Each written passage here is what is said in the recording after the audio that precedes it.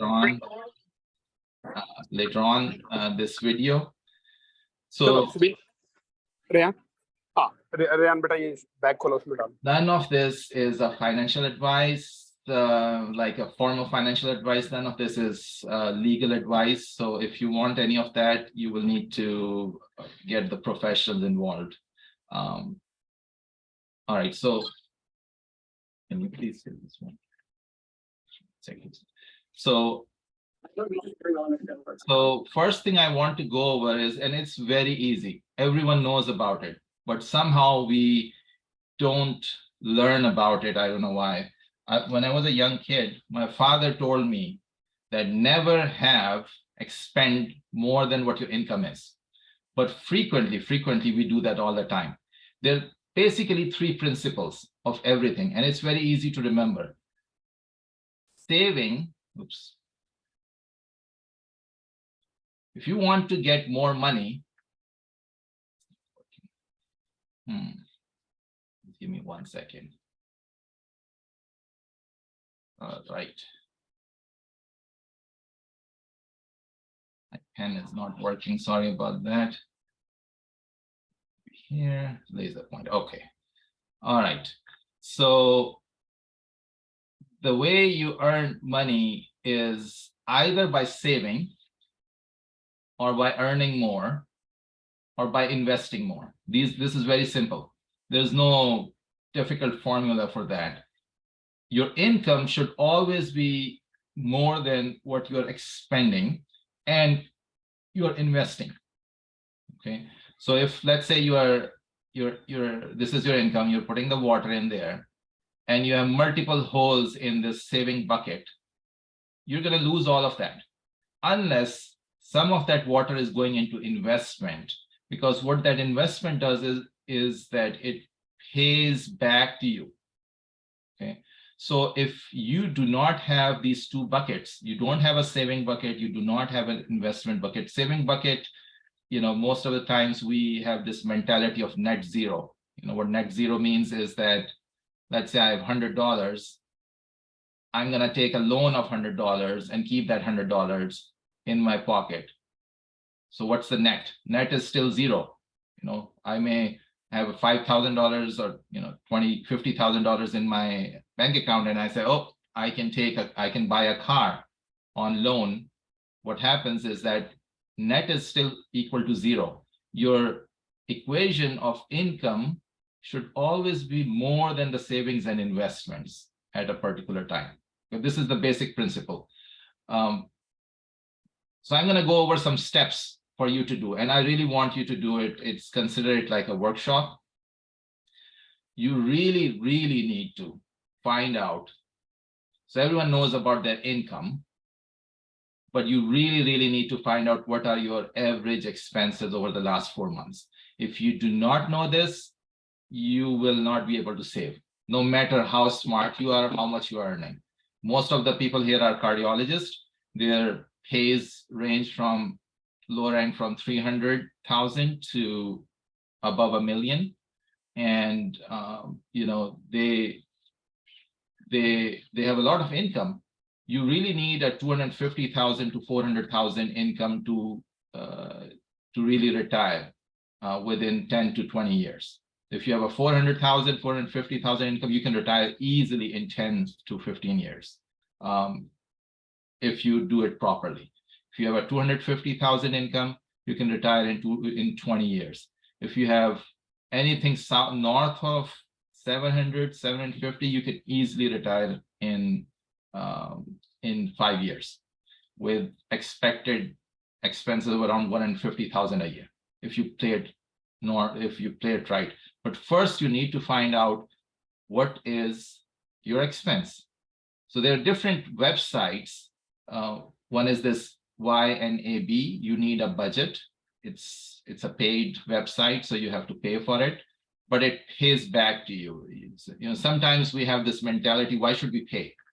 Like, for example, this webinar is free. If I had money on it, people would say, why should we pay for this? What's the value we are getting out of this?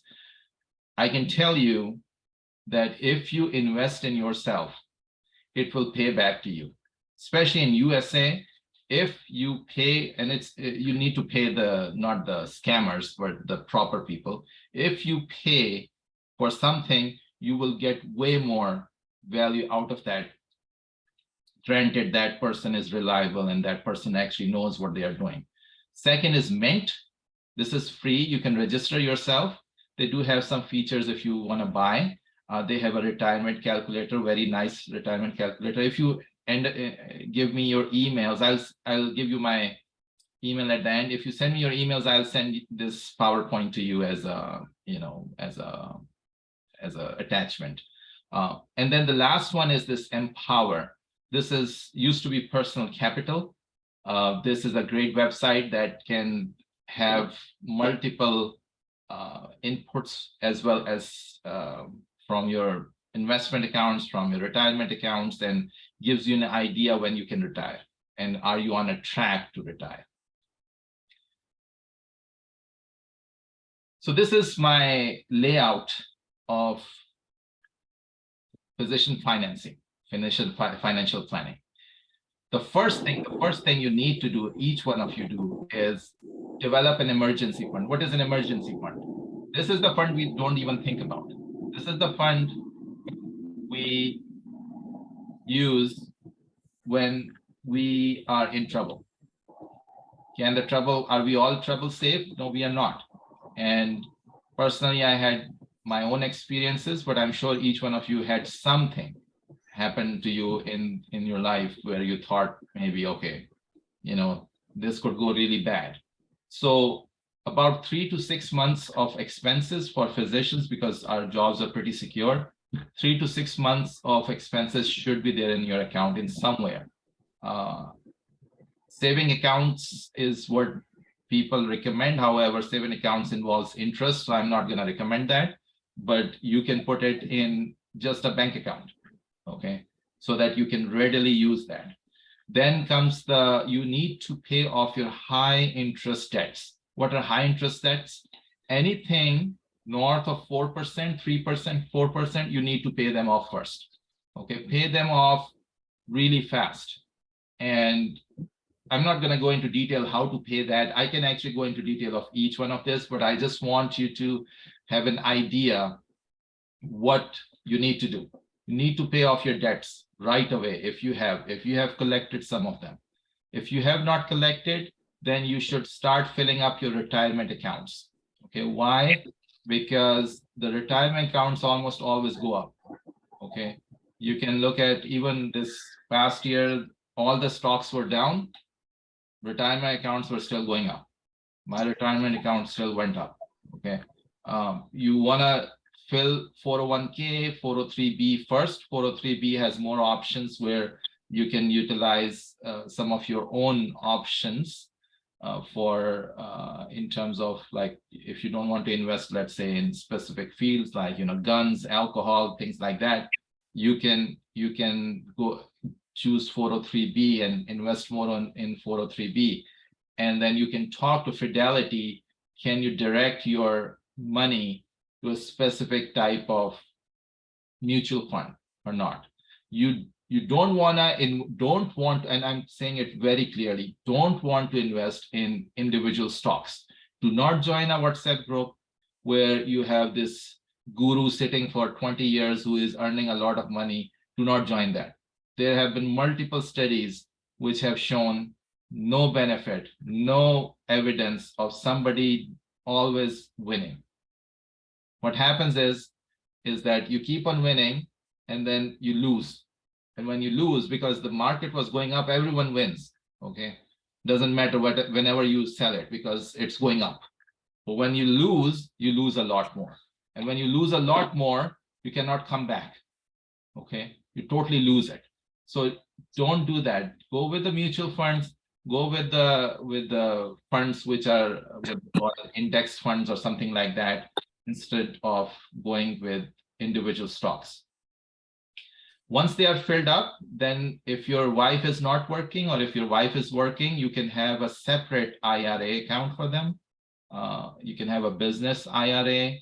You can have SEP IRA, you can have Roth IRA, and I'll go a little bit about this in later, what these words are. These are investment retirement accounts. Once they are done, then you should go to passive investments. For the tax purposes, the only two things that the IRS considers as passive investments are real estate and business where you're not participating materially, like startups. Somebody else is doing it, you just paid the money. You might have seen Shark Tank. Those people, that what they're doing is they're giving that money to actually get the tax benefit. Why? If you have passive investment, really there's no tax on it. Okay, they talk this all this about all the time about various rich people, why these people are not paying taxes. That's because they have passive investments. They do not have active investment. If you look at their salary, look at Elon Musk's salary, it's nothing. The salary is what is taxed. All of you, myself, we get W-2. It is the highest taxed pay that a person can get. So when you're getting a W-2, you will be taxed at the highest level. If you are getting paid like in 600s, you will be taxed at 37% of because of your tax bracket. So you really need to get passive investments. Why did I put retirement funds before passive investments? Is because retirement funds, number one, they get matched by your employer.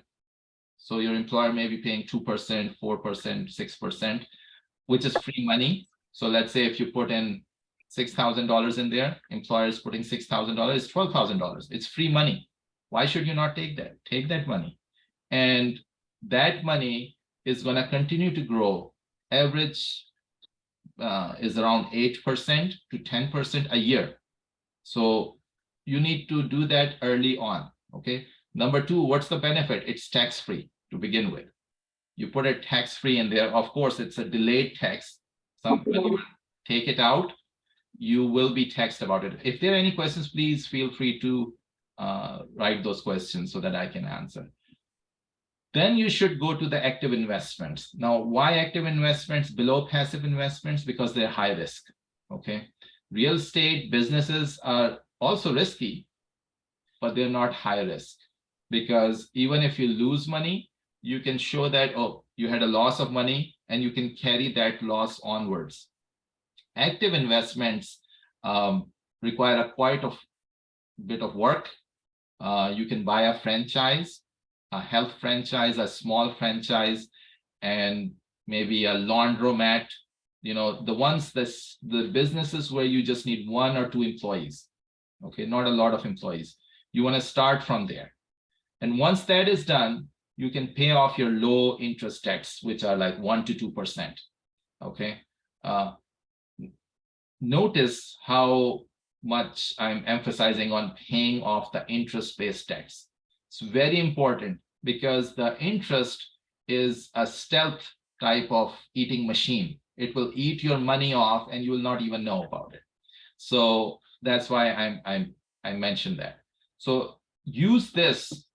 This is I think the most important slides that I have. Slide out of all the slides that I will be showing. What you should do. How should you save? How should you go about? Sorry about that. Who's talking? I found it. Okay. All right. So let's go to the second slide.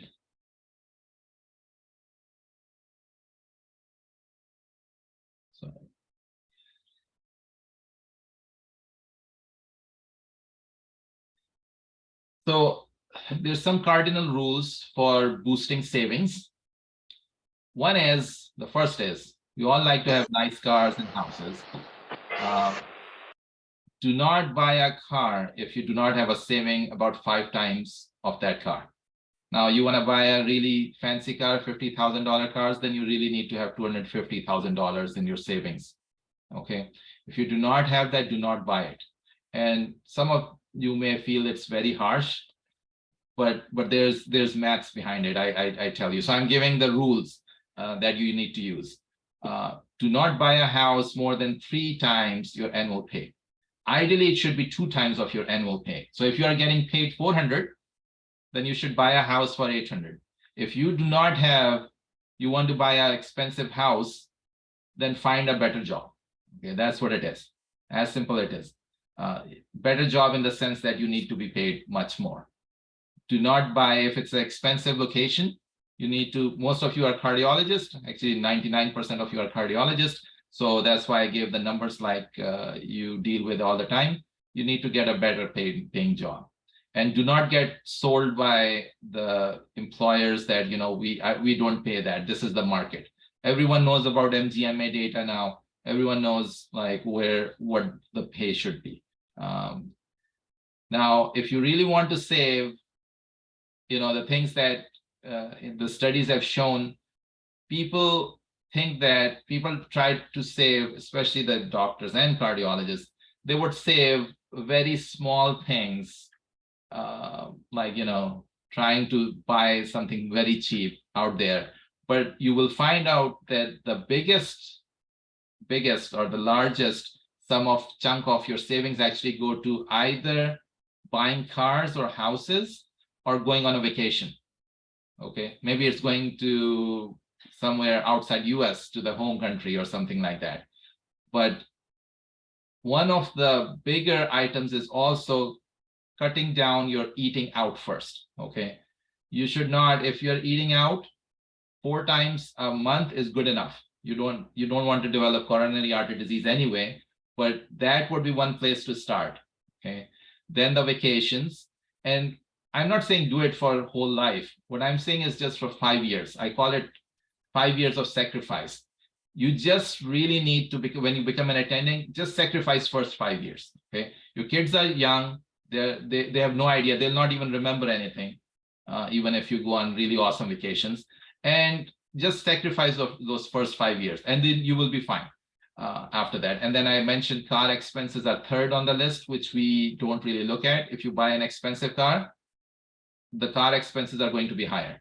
Okay, if you're buying a BMW, Mercedes, you will be putting a premium gas in it. Anytime you go to the for repairs, they'll get money out of you, and you'll not be able to take that money, like benefit from that money at all. The other thing that people ask me all the time is, should you have a financial advisor? And as I mentioned, I just want to give you an idea what their qualifications are. A CFP is, they have to do 200 hours of coursework. Okay, just 3 years of experience and pass a test. Okay. CHFC, which is Chartered Financial Consultant, have to do CFP, but without the test. Okay, they don't have to take the test, so they may not be very qualified. A CPA, which each one of you should have and should be friends with, I really recommend everyone should have a CPA friend. And if you don't have any, find a doctor who has some friend who is CPA. And then the CFA is Chartered Financial Analyst. This is the best one. It requires 750 hours of coursework, quite extensive, 3 exams over 18 months. And if you find it, find a person who you will be paying fee. Do not get a financial advisor where you're not paying. Okay, you will have to pay to get the money back. I guarantee you. What I'm teaching you here, I've learned it from courses which I paid. Okay, so you will not, and believe it or not, in the last 3 or 4 years, my net worth has shot up in like multiple times, just because, alhamdulillah, my wife, yes, just because I took the initiative to learn about it. Okay, formally, you spend 30 years learning about cardiology, okay, or your medicine. Why can you not spend a little bit of your time and spend a little bit of your money to learn something about it from actual person who actually teaches that? And the third thing I wanted to emphasize is you need to protect your assets. You don't know when you will have a malpractice suit. 50% of the physicians, they end up getting a malpractice suit until the age of 55. Okay, that's the Medscape statistics. So you want to be sure where you're practicing, and we don't look at our contracts. You should be covered for 1 million to 3 million. Okay, 1 million per claim, total of 3 million per year. And especially if your net worth has gone above 2 million, you need to get an umbrella insurance, because you can lose everything if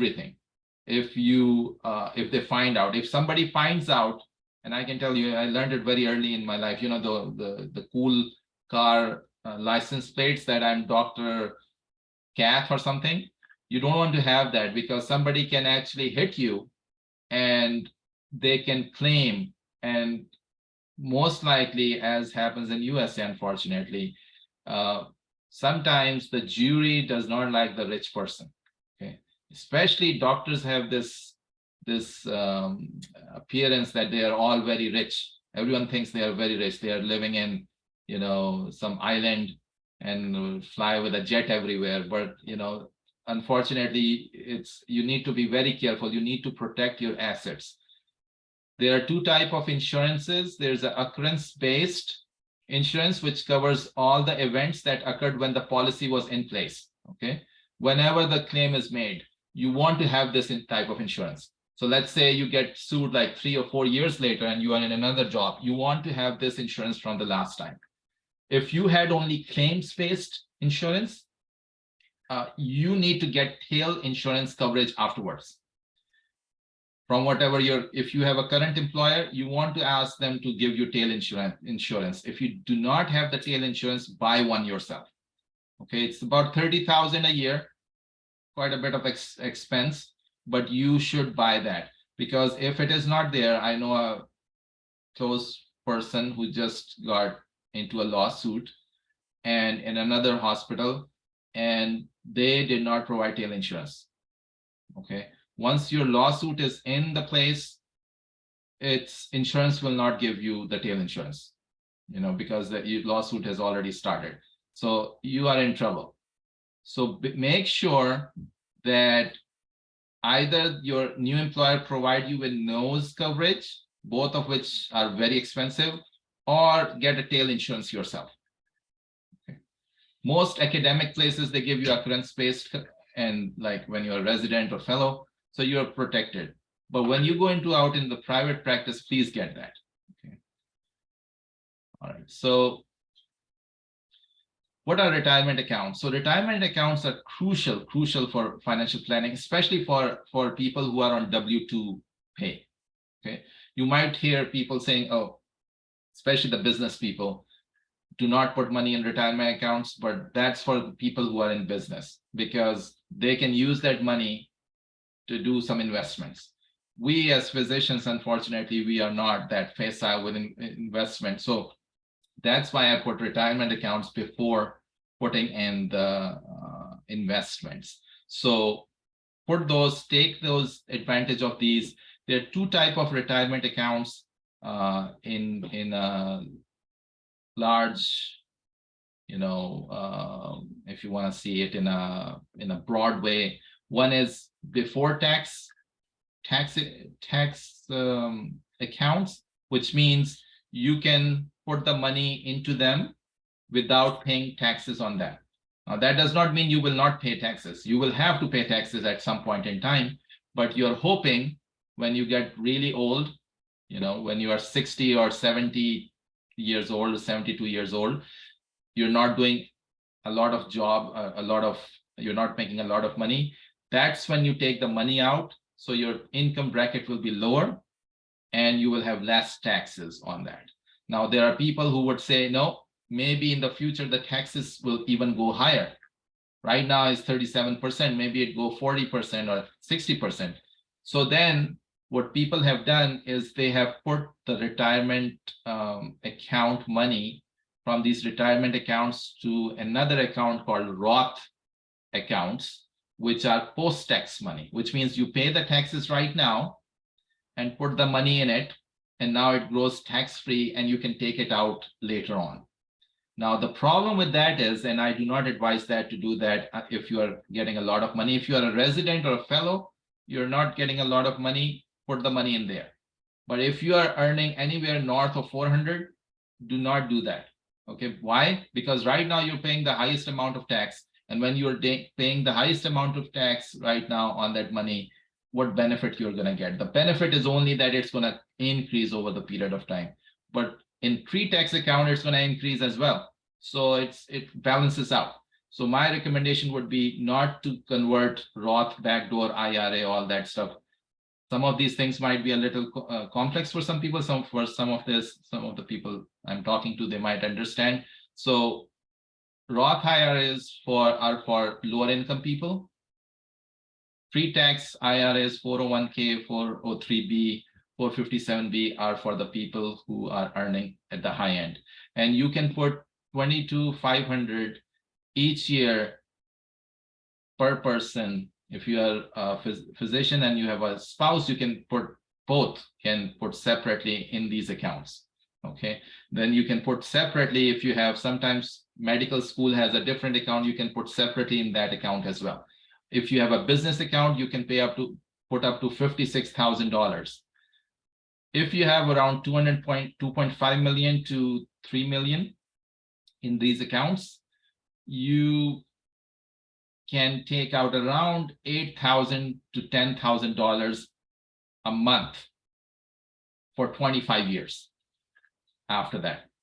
So let's say you put the money in there right now, and then after 60 years of age, you start taking money out, you'll be 85 until it finishes.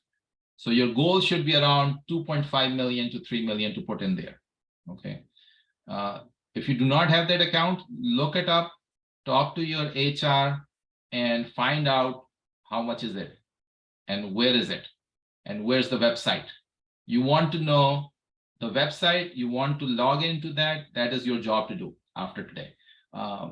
You can set up automatic pay deductions for it. Set it up early in the year. Why early in the year? Because if you do it in the first 4 months, it's going to keep on increasing. If you do it in the last 4 months, it will not increase that much.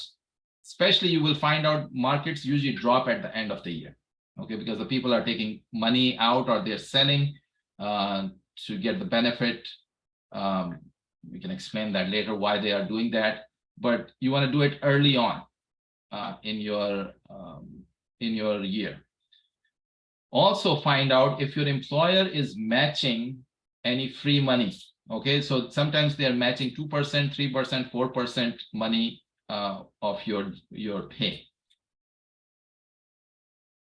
Avoid dipping into retirement savings account. Do not take the money out of that. Just let it stay until you're 60. There's a 4% rule that you should be, whatever your 4% of the total invested amount, if that is equal to what your yearly amount of expenses is, you are able to retire. Okay. I use the 3% rule, but 4% is suggested. You read it online because there was a publication in 1992 by somebody who said that if you have 4%, so let me give you an example. So if you're spending 100,000 a year, by 4% rule, you need to have 2.5 million in your retirement account. Okay. That's what it is. So because you're going to take 4% out at the age, starting at the age of 60. On top of that, you are also taking the Social Security money at that time. So that adds up to pretty decent amount of money. I went over the traditional versus Roth accounts. I talked about a little bit about the employer sponsored program. Try to find them what they are and get that money because it's free money. And it's pretty significant money. Where I am right now, I'm getting 2% for the first 4 years, and now I'm 5th year, so I'm getting 9% of my pay, which is pretty significant. And you can have all of that invested up to $56,000. Okay, that's quite a significant amount. If you do 10 years, that's like about $560,000, which by that time would be at least $1 million. So it snowballs into a lot of money. So what you need to do, log into your website where your funds are, your retirement funds are. If you don't know that, call HR. Every department, every place you work, they have HR. Okay, check where they're invested. What are they invested in? You want to know if they're invested in proper places. that you want, religiously or non-religiously, call HR and find out how to make the contributions. You can do it on the website, by the way. And if you need any help, I can always help you with that. Set for maximum contributions at the beginning of the year. If you have not done that, do it right now. If there's a non-working spouse, open a non-working spousal IRA and also fill it up to the max. This year it's $22,500. Collect all IRAs at the same location. So if you keep on jumping from one place to another, get all of them together in Fidelity or Vanguard, where you want to monitor them. Find the cheapest managed asset. So you need to find out how much fee are you paying to Fidelity or Vanguard, okay? That fee accumulates over the period of time. You want to know what that is. If you want to do Roth contribution, then contribute when you're in lower tax bracket, open after tax account. Okay, what is after tax account? Or I'm saying post-tax account. The one where there is tax already paid and now the money goes into the stock market. Okay, open that account. If you are into charity, open a donor advisor fund. Okay, do not pay charity through just, I mean, I should not say that. You can pay charity wherever you want, however you want, but if you want to get real benefit and you really want to benefit the charity that you are paying the money to, open a donor advised fund. What is it? I can always go into detail of that, but just for understanding, you can pay some stocks through that. Okay, you can deduct that from your taxes, number one. Number two, it goes up over the period of time. The money keeps on growing. Number three, it's quite a bit of amount that you can do charity. And the difference may be almost 2 or 3 times. Let's say you want to give a charity of $1,000 to a specific building. You may be able to pay $2,500, $2,500. So why not use that? Use that. If you need help, let me know. Okay. The last thing, actually second last thing, I want to mention is health saving accounts. All of you should try to get a health saving account. What that is, it's an account where you can put the money without paying taxes on it. So let's say if you are in a higher income bracket, that means you are saving and you are able to put about $7,750 every year. This means $2,250 that you are going to go and pay the government. That's totally free money going into it. Number two, the benefit of that is it grows tax-free. Number three, when you take the money out of this for healthcare expenses, it's tax-free. Okay, you will see FSA accounts by your employer. Do not take that. Make this account. It can be opened with any Amana, Fidelity. There's so many options for that. And the most awesome thing is, let's say you had 3 years ago, you went to a doctor. For example, I went to a doctor for my daughter. I didn't have insurance. I paid $5,000 for her treatment. If I have those receipts, I can take the money out of this even afterwards. You do not need to have the money taken out of this at the same period of time, as long as you have receipts. So that's the really good benefit of this. However, if you have low deductible plan, okay, and not a high deductible plan. What is high deductible plan? High deductible is if you have to pay $1,500 out of your pocket first, and then the insurance plan kicks in. Then you can open this. If you do not have high deductible plan, you cannot open this. So some of the employers do not even offer high deductible plans. I'm in a place where there's no high deductible plan. So you need to, this year they increased it to $3,000 for married couples and $1,500 for individuals. So find out, but open it right now. Okay, open it right now. Then comes, if you have children, you need to save the money for them. We are all saving money for our children because we want to send them to all the Ivy Leagues, So there are 4 things that you need to do. 1, move to a state where you want to put their kids in. So you need to plan it early. Okay. Why? Because if you're in-state college versus out-of-state college, it can be 4 times more expensive. And if you have more children than one, imagine that. That's like 16 times if you have 4 children. But if you have 3 children, about 12 times exactly. You need to get college saving accounts. There are different college saving accounts. 529 account is the most popular one, where you can put $3,000 tax-free in Massachusetts, where I am. However, other states you can put even higher. You can front load them up to $750,000 by single parent, and $150,000 if you're married, over 5 years. Okay. Now, if you take the money out, there will be 20% penalty with taxes. However, if you do not take the money out, this money is going to grow. And college funding at the moment is the #1 reason people are going broke in US. If you look at and it's the #1 debt that people have. So you don't want to have that debt on you. Okay. When you are trying to slow down in your 50s. Okay. So start doing that early on. Also, make your children work, especially if they're above 12 years of age. Why? Because if they work, #1, they will develop some respect for you. Now, #2, they will learn so many things that we, myself didn't learn when we were kids. And #4, you can still, even if you're earning $3,000, $4,000 a year, a month, that is a significant contribution to the money for the children. So the steps to go for college savings, these are the steps. Move to a state which is cheaper state. College savings, open an account, one of them. UGMA account is an account where the money can go up, but when the kids become 18, it becomes theirs. So most people don't like to do that. They want to keep the control. 529 account is yours.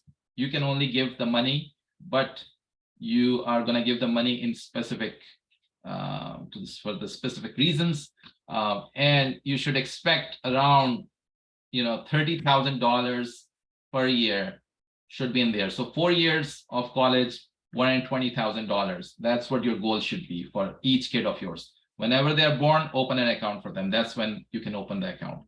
And then over 18 years, if you put, like, let's say around $4,000 a year, which is not a lot for most of you, it would come out to be, for 18 years, $112,000 if it grows by just 5%. This is a very conservative estimate. This is a formula you can use to estimate any growth from Excel sheet. And let's say you did not save it. The kid is already, let's say, 8 years old, like one of my kids. You can use this formula. And I've only saved $10,000 for them. So you can put 10 here, 5% growth per year, $10,000 are already saved. And my goal is to get $150,000 at the end of, after 10 years. So that means I need to put around $10,631 per year. Okay. I'm saving this as it will be a YouTube video, so you can go over this if maths is not something that you really like to do. So what steps to do for the kids? Find if 529 is available within your state. You can just Google it. Put 529, put your state, and you will find that account. Open an account for them. Fund it to the maximum that can be deducted. So this is, again, tax-free. You want to save the #1 expense of each one of you, including myself, is taxes. Okay. And we don't even do anything about that. You need to work on how to not give too much taxes other than what is appropriate and legal. Okay. Share your plan with your teenage children and tell them they will have to contribute. Okay. They will have to contribute to their college so that they understand what is going on. If you can buy a house in the name of each child, if you have a lot of money, this is what I would like to do and I'm planning to do. Keep it until the kids are 18 years old. This is another way to save for them. And then let's say they end up going to North Carolina. You sell the house where I am in Massachusetts and buy a house in North Carolina and make your child live in it and collect rent from the other kids who are living in the same house. Okay. So that way you really don't need any of these accounts, but that's another way to deal with this. Until then, you can put the house on rent. I think this is the second last one that I want to go over is estate planning, which we all have to do. What is estate planning? Just to give you an idea, this is a chart of people dying who are physicians, really large study, which looked at the survival rate, and it's very interesting. The ER physicians have the best survival. Probably they do exercise a lot, I don't know the answer to that. But you look at the surgeons, many of us are interventional cardiologists, they have pretty bad survival. Physicians are somewhere here, these red dots. Okay. These blue ones are pediatrician and radiologist. They have better survival. But what I want to say is that once around 60 to 70, 80 years, you know, the mortality shoots up. So if you're 50 years old, you really need to start working on your estate planning. What is estate planning? Okay, what is that? I don't know, some people may know this already, but what is estate planning? It's these three steps. If you have more than $1 million in assets, you need to have estate planning. You need to control where your minor children and assets will go. This is what we call will. You need to have a will. Okay, and it's not very expensive. You can make it today. It's pretty easy to make. Minimize amount of assets to go through probate process. What is probate process? I'll go over. For that, you will have to make a trust. Okay, how to make a trust? I'll go over a little bit of that as well today. Reduce both estate taxes and income taxes. So the government puts taxes even when you die. Okay, government taxes you like 10 different ways. When you have income, your state taxes you. Whenever you buy something, there's tax on that. Even when you die, you have to pay the tax on that. So what is a will? It is a legal document that dictates who's going to take care of your minor children, what is going to happen to the assets, and what will happen to the assets when you die. Okay. There are some states that allow holographic will, which is like handwritten will or printed will. Other states want a legal will. The easy way to make it is through LegalZoom, Rocket Lawyer, Law Depot. Law Depot is really good. Ranges from $300 to $1,200. Okay, this is MyVasiya. If you want to have a will.com, you want to go there and they will, it's $99. Okay, last will and testament, they will do everything for you. You can just click and start filling it up. It's not very difficult. I really advise everyone to do that if they haven't done it. What is a trust? So I mentioned if you have $1 million in assets or net worth, you need to better have a trust. I did not explain it. So what is a trust? So trust is that you make a company, it could be an LLC, and you name all of your checking accounts, your investment accounts, your home, your real estate, all of that under a trust. And then you find a trustee which you trust. Who are your trustee? Mostly those are your maybe parents, your family members, your brother, sister, somebody you can trust. That trustee will enact that your will in case you are not there. Okay, let's say you develop dementia, God forbid, not you, maybe I develop dementia, God forbid, and my trustee will be utilizing the trust, what to do with that. You need to do that, especially you have minor children. Okay? If you have children, what should happen to your children? Who's going to be the guardian of those children? And who is going to administer the money to those children? Ideally, you should have a guardian separate from the trustee, the other trustee, which is taking care of your money, financial issues. And you need to identify those people right away. And then there's a word called beneficiaries. Who are beneficiaries? These are your minor children or your spouse. Okay, so make a trust. I do estate planning classes for people. If you're interested, I can do that later on. But that is very important. So what you should do, make a will, check beneficiaries of your insurance. So first check if your kids are even on your investment accounts, your retirement accounts, your bank accounts or not. If you're a single parent, greater than 50 years of age, this is like guideline written way of method. If you fill any one of this criteria, you should have a trust and a will for sure. If you're a single parent, greater than 50 years of age, have net worth of 1 million, make an appointment with a estate planning attorney. Okay, you need to have that attorney make that. And even if you die, you will have to have an attorney work with the trustee to use your trust to pay the money. I mentioned the probate process. What the probate process is, if somebody dies and does not have a will or trust, what happens is the money goes to the state and they appoint a judge and lawyers, and the whole thing takes about more than $20,000. Okay, just to let you know, that's quite a bit of money if you want to let it go to waste. And then everything goes public. Everyone can see what your money is, what kids are getting, what money, and takes about 1 to 2 years. So if you want to be nice to your children, to your family members, have this there and set it up. Find guardians for your children and talk to them beforehand. Can be parents, family, and friends. I have talked to people where their parents don't want to be the guardian of their children. So be aware of that. Talk about this. This is like a DNR, DNI. If you're not going to talk about this at the end of the time, which nobody knows, mine is maybe today or tomorrow, the next moment, you will not find the people for taking care of you at that time. So please do that. Check your state's estate and inheritance laws. Very important. If you religiously want your estate to be distributed, it's extremely important for you to go through this, because otherwise, you know what the repercussions will be. Lastly, I just want to talk about that the passive investment in terms of taxes, the government only, or IRS only, treats 2 things as passive investment. One is real estate, and the second is the businesses you are silent partner in.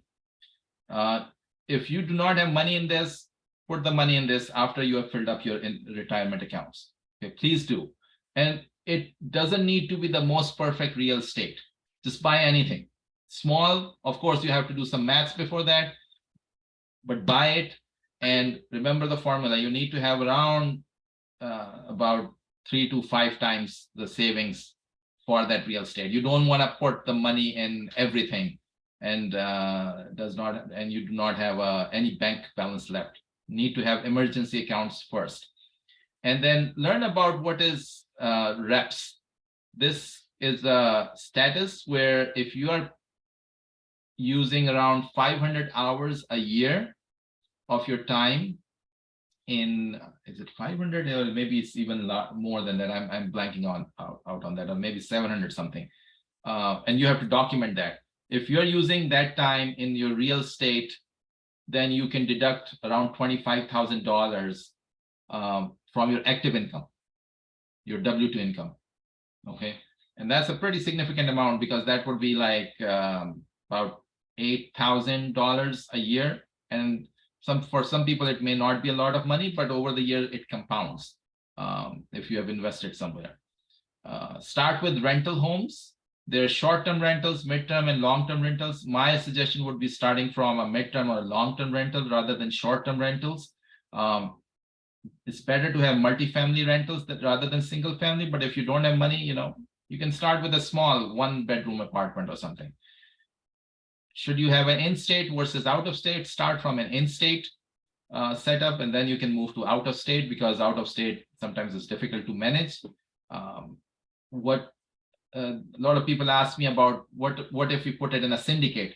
My suggestion is do not put in syndicate right now, because the institutional buyers, which means a lot of the people who buy in bulk in wholesale, are not doing very well. They're actually pulling out right now. So you are gonna high likelihood that you will lose your money in syndicates. Do not put money in single stocks. Okay, If you really want to play that, then it should be really your game money. Do not put money in the stock. I would highly tell against that. Lastly, increase your side gigs. It could be medical surveys, speaking opportunity. Talk to your medical reps. Can you speak? And they pay you around from $1,000 to $2,500 an hour, which is pretty decent amount for 1 hour for a presentation, especially if in fellowship you are presenting free of charge. So you need to get that. Do chart reviews. There are multiple review sites where you do insurance reviews. You can log in and become a part of that. You can be an expert witness. Find this, what that is. Basically, you are writing a report about somebody else. This also helps you learn a lot about medical legal aspect of your own field. Find locums. It could be in-house or out of house. If you do not have in-house, talk to your chief, talk to somebody who makes the decision. Is there any help needed? Can I get a little bit of money for this extra call that I'm taking? Podcasting, it requires, of course, some skills, but you can make your podcast. Product development, if you think about an idea in cardiology, you can talk to people, develop a product, make people do some funding for you, and you can launch that product or maybe sell that product. Coaching is another one. This is what I do. I coach people. I coach. I don't take very high astronomical fees, but for an hour, I teach them. I coach them about different life skills. I first learn myself. Of course, I pay some other coach to learn, like this, for example, this is what I just taught you. And then I coach onwards after that. That's another way to do that. Writing is another way. You can write grants, you can write medical writing. Then you can say course, I'm sorry. You can create a course. Okay, you can create a course of estate planning. You can create, I'm just giving you an example, financial planning course, and you can sell it. I can sell this, I can put it on Udemy, and there are multiple websites I can teach you if you are interested. And you will get free money, because not free money, but there's some work behind it. But you can be at home and not do anything. You can put a course about echo reading. I'm just giving example because they're mostly cardiologists sitting here. And there are no courses on those, and you will be getting passive income. Industrial jobs and industry jobs are there. They pay decent. However, they will pay you stocks as well. So you will end up getting good money. I mean, I was recently, one of the companies offered me a job. They were paying me $300, $300,000, and then stocks options were around $2,500. Sorry, 2,500. Not 2,500. $250,000. So around total would be $550,000 package for 3 days of work in Maryland. So why not take the job, especially if you don't like clinical side? I love clinical side, and they wouldn't allow me to do clinical side, so I moved on. However, there are really good lucrative industrial jobs.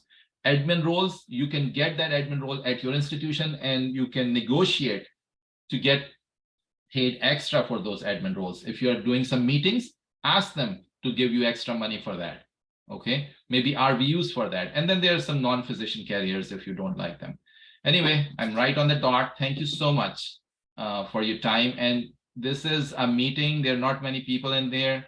You can always, unmute yourself and ask questions. I'll just go over these questions about this. So Anushya Raza is asking, what is your opinion on whole life insurance?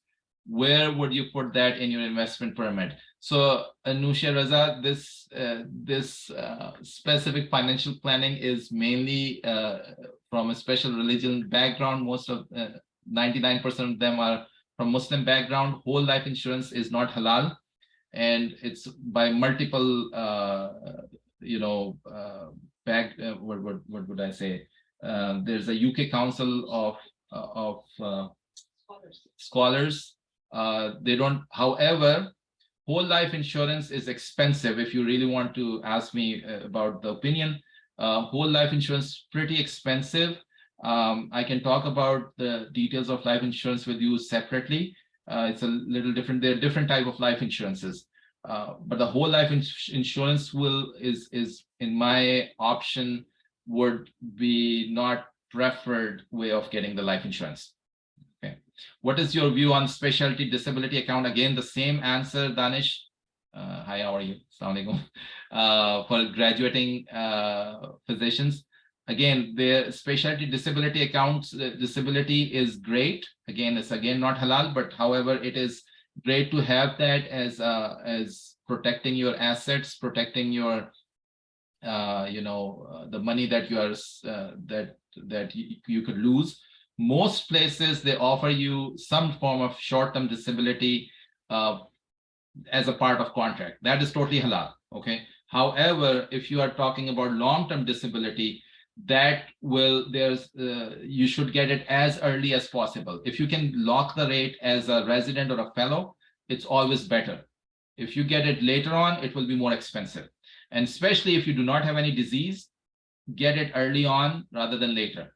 Will there be recording available for this session? Yes, there will be. I will put on YouTube. And if you send, should have put my email there, but my email is drwaqasqureshi@gmail.com. Please send me your email. I'll send you the link.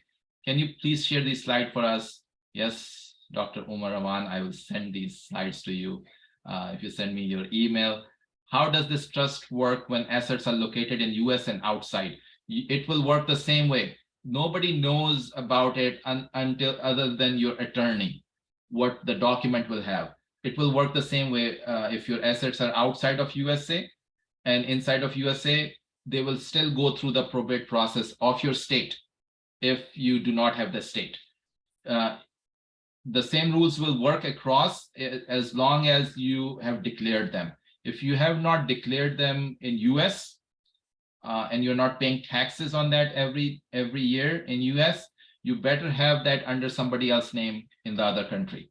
Okay, otherwise you will lose them. And it is again not a legal advice according to my wife. As per my understanding discussion with my attorney, trust in USA does not cover assets. Yes, it will not cover assets outside as long as they are not declared. You are right, Dr. Umar. You need to have them declared. If they are not declared, then you will lose them. They will not be under your name. This person that I was talking about had a huge farm in Pakistan, lost it, completely lost it. Okay, because it was under the name of the father and with him, and the father, when the father died, it went under the brother who was there. So the brother took over it and he did not get it. So because he was not there and it was not declared, there's no way to declare it now. How much can we invest on business for a startup? That's walaikum salam. Depending on the startup, you know, a rule is, so if you are 50% shareholder of a company, you have a say. If you are not a 50% person in a business, in a startup, and then you do not have a say and you're a silent partner. Okay, so it all depends upon what return are you looking for. Okay, if you're looking for a specific return like 10%, usually you want to get at least 30% return from a business. Okay, so you can invest a million if you're looking for $300,000. So you have to go reverse in maths. And Dr. Saad, if you want to ask me more detail, it's a very broad question, but it depends on what you want to get out of that. But average investment in a startup is around 30, like that's the return, 30% at least. The real good investors, they want about 10 times return. Okay. So if you are like, for example, I was almost investing in a device which does transseptal puncture. The person who invested with me, they're looking for a 10 times return. Okay, when I went to the investor conference, that's what they were looking for. They are not looking for 30%. But if it's a running business, like, you know, I gave you example of laundromat or, you know, a grocery store or, you know, gas station, you're looking for a 30% return, at least 20 to 30%. You don't want to go for 10% because 10% is real estate. Real estate is much lower risk. easier to invest in, and it is yours. Question: how to save your assets? God forbid if we got malpractice lawsuit. If you have got malpractice lawsuit, they will start from the day the lawsuit started. So you will not be able to save your assets if they are in your name. They will be yours. If you change them, it should be done before that. So best is to put it under a trust. I mentioned that to you. Put it under a trust and have yourself as a beneficiary, and have this trust called a revocable trust, which you can change. You can still sell or not sell. Dr. Sadnaim, I think I got your email. I can send it to you. But if you have a revocable trust, then they will not be able to get the money out of you. Also, the places, especially the houses, are usually under your and your spouse name. God forbid, I mean, if you're single, then it's a problem. If it's one person under one person name, those assets can be taken. Okay, as simple as that. If they go above 3 million of your insurance money, they will be taken. If God forbid, if the lawsuit allows that. Now, if you are in a tort state like Texas, it will be very difficult for them, but otherwise not. Dr. Irfan, you're asking, can you buy house on child name? Any age limit? Now, you can buy the house under child name, but you will have to have yourself also included, because minor cannot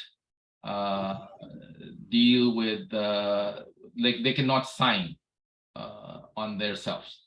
So you can be a guardian for that person and put it under their put the main person as the name of your child, but however you will also be the owner of that house, and that is true in Pakistan as well, or in other countries. You cannot have just house in the name of one minor person. Rephrasing: from my savings, how much should I invest initially? So I went over so if your emergency accounts are full, Dr. Sadnaim, and you have fully filled your retirement accounts, then it's all about your appetite of taking the risk. How much conservative, how much aggressive you want to be. I would invest the rest of the 80% of the rest of the money. Okay, if you have already taken care of the rest, be aggressive. If you're younger, 30s, 40s, be aggressive. Now, if you're later in late 50s, 60s, you don't want to be aggressive because you can lose a lot of money. So it's all about your appetite of risk. Now, there's some businesses, there's not much risk. You have your real estate in that. I'm giving example of gas station. You can invest in that as much as you can with the hope you will get good money back. There's nothing wrong in investing aggressively. I'm an aggressive investor. My wife is not. And we always have this discussion, should I invest or not? But I aggressively invest in things. I invest up to 80% of my money. Can you make your spouse the trustee on your trust? Yes. And how does that work in case you get sued? If your house is under the trust, you can get sued. It's not under you. Okay. So you can make your spouse your trustee. No problem with that. You can have that as well. Yep. And I hope that answered your question. Thank you. You're very welcome. Thanks a lot for your time. I will send it, Dr. Salan Talib. Between W-2 and 1099, how do you see 1099? Did you think the tax saving is really yeah, it is substantial depending on how much money you make. W-2, you really do not have a lot of deductions. 1099, you can deduct so much on that. So I can give you an example. Average, so it is also exponential. Nobody has studied about it, but I can give you an example because I know case studies where people have switched from W-2 to 1099. If you are earning $200,000, it's about 10% saving, which is pretty significant. If you go up to 400,000, or if you go even higher tax brackets, that 10% starts getting larger and larger, can go up to 30% difference. It is substantial. 1099 with benefits from spouse and only have to cover malpractice insurance.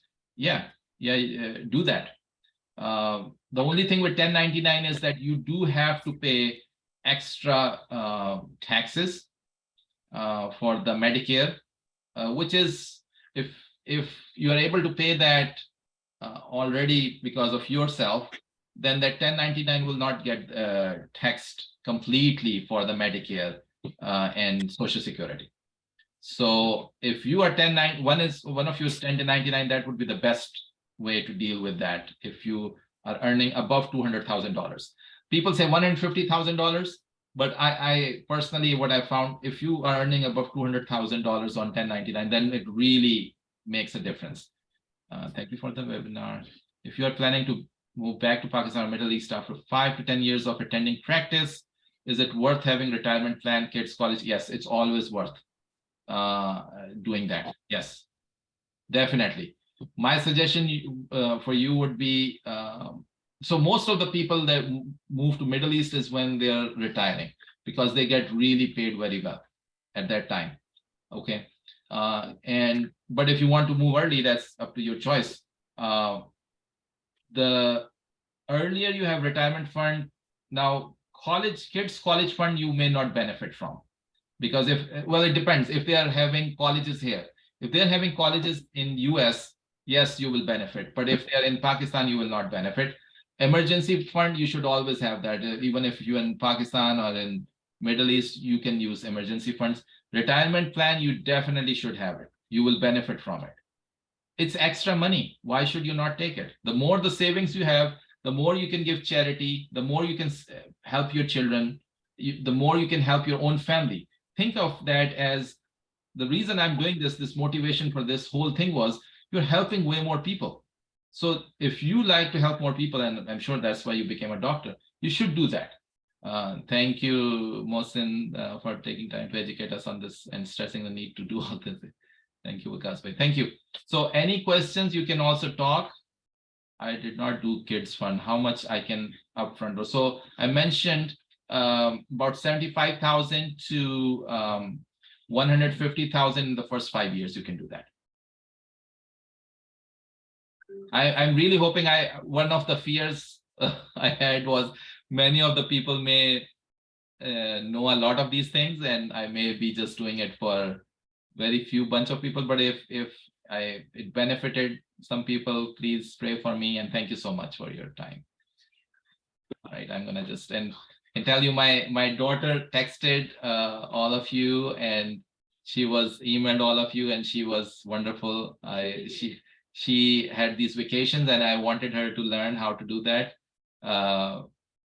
Yes, Dr. Maqsood, that you are exactly right. You know, it's some people says baraka, but you know, I'm sure it's the management really matters, because we are working hard.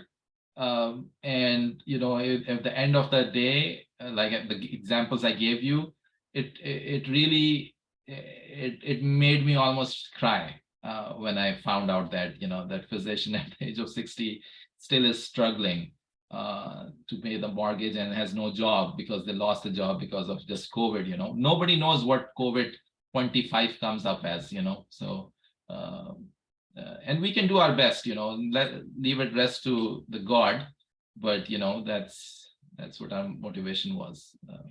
And please help other people learn this. If you know, if your family members, please help them with this, because it can multiply and help other people. So thank you so much. All right, if there are no more questions, thank you so much for attending. Bye-bye.